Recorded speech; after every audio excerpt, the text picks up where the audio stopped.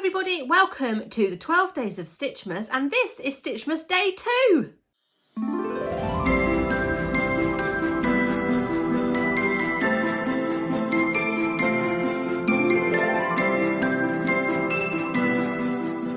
In today's video, I'm going to be showing you how to make this super cute cylindrical pencil case. I've made this for Seb out of Baby Yoda fabric. He tells me it's not called Baby Yoda, but that's just what I keep calling it. You could be making it for little ones in your lives. Maybe you could use frozen fabric or Peppa Pig fabric, football fabric, tractor fabric, whatever it might be that your little ones enjoy. You can make it from a fat quarter for the outer, and then you can use whatever fabric for the lining. So it's a really great make. You can make actually 2 of these from a fat quarter, which I think is super good value. You obviously need a zip as well and some H250 interfacing, but if I open it up, you can see I have got a huge amount of pens in there and pencils for him that will make a really cute gift that I think that he will really enjoy. A little bit of fussy cutting on the end there as well. I think it's really cute. So without further ado, let's get into the video. The first thing I wanted to show you is the contents, what I'm going to put inside this pencil case. Now I picked these up from a couple of different shops. I got these from Tesco's and I believe that they were 75p. I mean, that's a complete bargain. This was from Asda, I believe. Yeah, Asda, and they were £1.20. And these were from Tesco's and they were, I believe, about £3.50. Now, even if you didn't have those ones, if you bought these ones, that's just over £2 for the contents of the pencil case. So I think it would make an absolutely fantastic gift for a little one. And you could take them out of the boxes and pop them in the pencil case ready for them. But it just so happens that I picked these 2 up from Tesco's, and then I thought I'll just snip into Asda, and I found these ones for cheaper. So lucky Seb, he gets all of them. But these are what I'm going to pop inside. So first things first, our fabrics. So I've got 2 lining fabrics here. This is 5 inches by 9 inches, and I've got 2 of them. Baby Yoda. He tells me it's not called Baby Yoda, but I still call Baby Yoda. And then I've got 2 outer fabrics, again 5 inches by 9 inches, and I have interfaced these with a H250 interfacing, which is like this. It's quite thin, but it really does give the fabric some rigidity. So that's the H250 interfacing. I have then got 2 circles of interfacing attached to this fabric. This is the outer fabric. These are 3.5 inches. Now all I did was I drew a cross, and then I marked up from the center 1 3/4 inches on each line, and then I continued round until I had the shape of a circle. So you need 2 with your outer fabric. Obviously I have to trim them up, and then you need 2 with your lining fabric. You do only need to interface the outer fabric. Then you need a zip. You need a 9-inch zip. This is obviously much longer than 9 inches. I haven't trimmed it yet. And you need a zip pull. I always like to have a little bit of a different colour zip pull. I think it adds a bit of interest.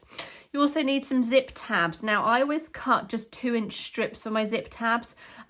These are roughly about 4 inches long, but we will be trimming those down. But you do need 4 of them, 2 for the outer and 2 for the lining. I'm also going to be using my quilter's tape. This has been in my drawer, so it's got lots of fluff on it, but I'm going to be using quilter's tape to insert my zip. You can use a fabric glue if you want to, or you can go for the good old-fashioned pins. They have lasted us a very long time because they do a great job. But as is the way, we was trying to find a bit of a shortcut, and double-sided quilter's tape is fantastic. So the first thing we're going to do is cut our zip to the right size. Now we need a 9-inch zip, so I'm going to cut this to 9 inches. Okay, so I've popped the zip pull on there, as you can see. Now we need to pop our tabs on. So we're going to pop our tabs on the end. So what we need to do is get 2 of our pieces. Now remember, these are 2 inches wide. I always cut them wider, just because I think that it's a lot easier to work with. Okay, so I've cut my zip down to 8 inches because I don't like the bulk at the end when I do my zip tabs, but you can keep yours at 9 inches if you don't mind that. So we're going to take one of our zip tabs. Now do bear in mind these are very long. We're going to cut them down to about 1 inch, so this long, but I like to have a long bit to work with. It just makes my life a bit easier. So one piece, 2 inches wide, right side up. Zip, right side up onto the middle there. Second piece, we're going to have right side down, and that is going to sit again flush at the end. Now we'll get a quilter's clip and pop that on. For the other end, we're going to do exactly the same. We can just move those out of the way. We'll get our tabs. And if you want to put a couple of stitches in the end of your zip to keep it secure so it doesn't spread out, then go ahead. So again, fabric right side up, your 2 ends of your zip up to the end of your piece, like so, and then your second piece right side down on the end. And then I'm going to use my clip to secure that zip so that it doesn't wobble around.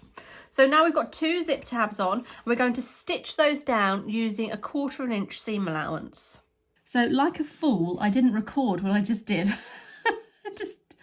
I didn't press the button. So all I've done is stitched it using a 1/4 inch seam allowance, flipped it round and then top stitched it, which I think makes it look really professional. So I've done that on both ends. And now we're going to go back to the mat without seeing any stitching, and we're going to trim the zip tabs. Okay, so I've made sure I've pressed the button and I can see I'm filming. So we're all off to a good start in this section. We're going to take one of our rulers and our rotary cutter. You can use your scissors for this. And we're just going to trim these zip tabs down so they are the same width as your zip. So as you can see, I've just followed that line flush. On this side, flush. And the same on this side, or this end.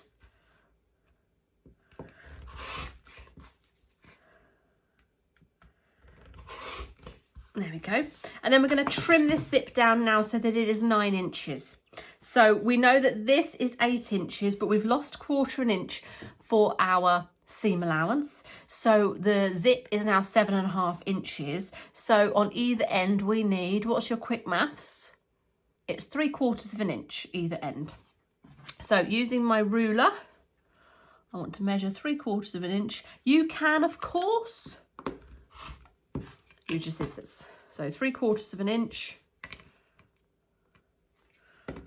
3/4 inch. This will now be a 9 inch zip, and the end here has no zip, which means it's going to be so much easier to stitch through on our project. So we need to now bring in our 1 piece of outer and 1 piece of lining. Now I always put my zips in the same way. You might put yours in completely different to me, but I always put mine in the same way, and I start with my lining.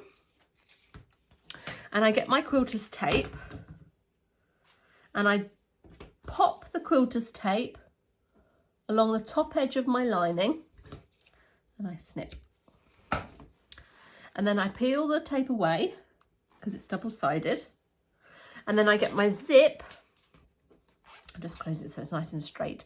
I get my zip and it's right side up. So here are the teeth, right side up. And I'm going to pop that along the top edge. Like that. Then more quilter's tape along that top edge. And this is the 1/4 inch tape. So I don't need to be adjusting this in any way. You're not going to be able to see it because my seam is going to be covering it. So peel off that edge and then take my outer fabric and I'm going to place that right side down over the top. Now, if you've got directional fabric, you will need to think about which way you're going to be popping this down. So the best thing to do is stick it down and then flip it back. Are you happy with it being that way up? I'm happy with it being that way up. So pop those layers back together. We're going to pop the zipper foot on our machine and we're going to stitch this zip down. And what I will do is I will record that step for you. Would you like that? That'd be good, wouldn't it? I'll try.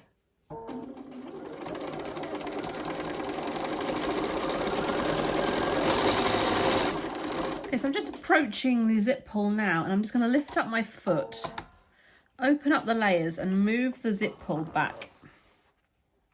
Place it down and then continue stitching.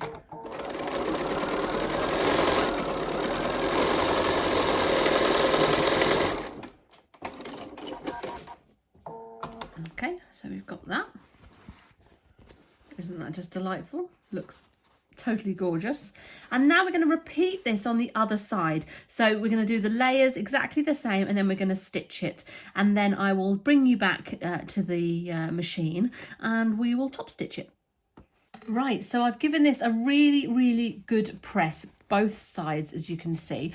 And now I'm going to top stitch. So either side of the zip on the fabric, I'm going to take a running stitch all the way down either side. Again, just going to make it look super, super neat. I'm going to leave my zipper foot on. Going to make sure those layers are really pulled out. You could clip them together if you want to make sure they stay as you want them. And then I'm just going to do a top stitch all along the edge.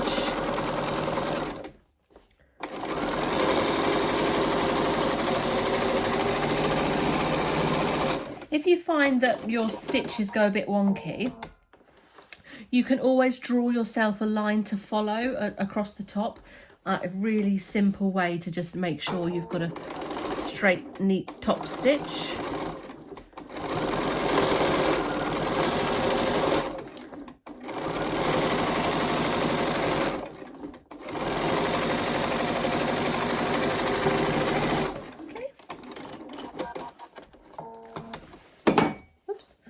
So that's our top stitching there on the front. On the back I've got red stitching. I'm not bothered about it being red, but that's the front all top stitched, and it looks really, really neat. You can take this opportunity now to snip off any threads that you might have.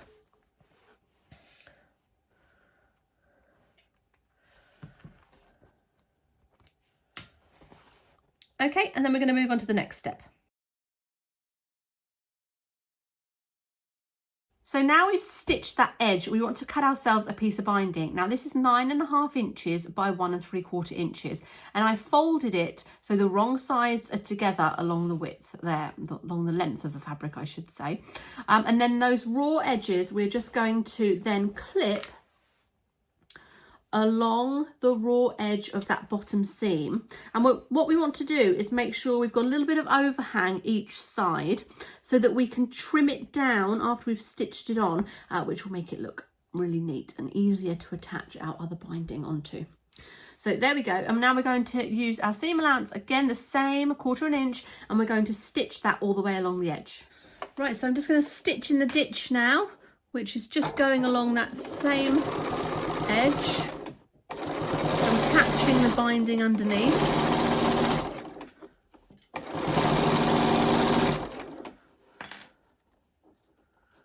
Make sure that's sitting nicely. And then off the edge. So now that's all bound. What we can do is get our scissors and just trim our binding so that it is the same length now as our piece, and get rid of any threads. Okay, so that's what we've got now, and that is coming together really, really nicely. So now let's move on to the ends. The next step is to work on the end pieces. What we need to do is, obviously these two were interfaced, you saw that at the beginning. We're going to pop some glue on the centre. It dries clear, really useful stuff. This is the sew line.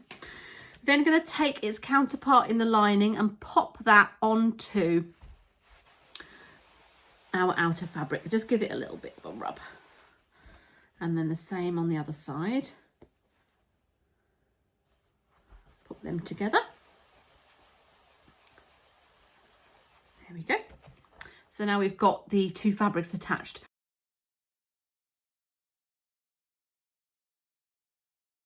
So now we're going to take the main body of our pencil case and our fabric piece, our fabric end, and we're going to take the fabric so that the outer fabric is facing in. And we're just going to pop a clip on the top there like that. Okay, and you can do the other end as well. You don't have to do it at the same time, but you can. So let's just clip that on, give us a rough idea. There we go. And I'm going to take this to the machine and we're going to stitch these on. Okay, so we've got these stitched on now. There's two ways you can do this. You can either stitch it so the circle is on the table like this, or you can stitch it so the main body is on the table and you're taking the circle round. I don't know which one I prefer to do today. I'll tell you what, I'll do it this way with the circle on the table. Let's just make sure everything is nice and flat. Okay, so where we've got that clip, we're just going to pop a couple of stitches in. There we go. So now that's secure, and we're going to stitch this all the way around the edge. So just following the edge, we're going to move the body of our fabric. Make sure you're not catching it underneath where it shouldn't be. And just opening it out, bringing the edges together.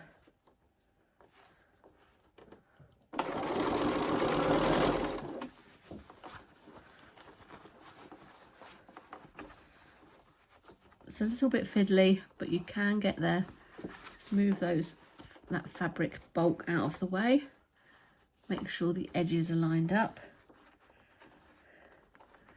There we go.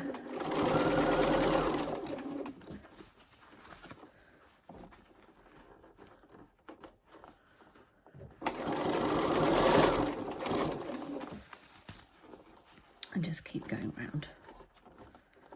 Most important thing here is to make sure you are lining up the two fabrics, because it is exactly the right size. So if you're bringing this too far in, it's not going to fit.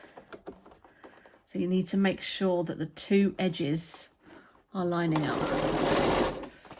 Okay, and then we're coming round to where we started. So we can pretty much line up most of that now. I've got a little bit of a crease there, so I'm just going to lift my foot. I'm going to just try and release that a wee bit. There we go. Pop my foot back down. Then I can continue round.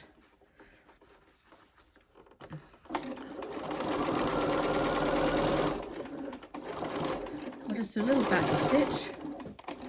And it's a good idea to have a look from the front to see how this looks. So if I turn it through and I push out that edge, I can make sure that I've caught everything. So just push out that seam, and yeah, I've caught all that edge. So I'm happy with that. So that can go back around. And then I'm going to do exactly the same on the other end. Okay, so we've got this. I'm just going to trim off this edge so that it's a bit neater. Now there's one of two ways you can finish this edge. You can either bind it, as we did with the base, or you can do a nice zigzag stitch, which will make the ends really neat, and it's super, super quick. And that is what I will do. You can go ahead now and bind or zigzag stitch these edges. You're going to fold it through after you've done that. Turn it through. You're going to push out those ends. You can see them coming out there. I did a little bit of fussy cutting, so we had a Yoda on the end there. I didn't think about it for the first one, and then I thought, oh, actually, that would be really nice. So this one as well. Okay. And that is our pencil case all made. Isn't that absolutely super? Could do with a bit of a press. I can now put all his pencils in there, and that can be a lovely, lovely gift for him. Isn't that super? So don't forget to give it a press. You can use your best press. Wiggle out that seam as well so that the circle doesn't look disjointed like mine does currently. There you go. Give it a good press, give it a spray of best press, and you will have yourselves a gorgeous pencil case. And there we go. I filled it with all of his pens that I'm giving him as part of his Christmas. And I think that he's going to absolutely love that. So I hope that you'll give that a go, and I'll see you on the next one.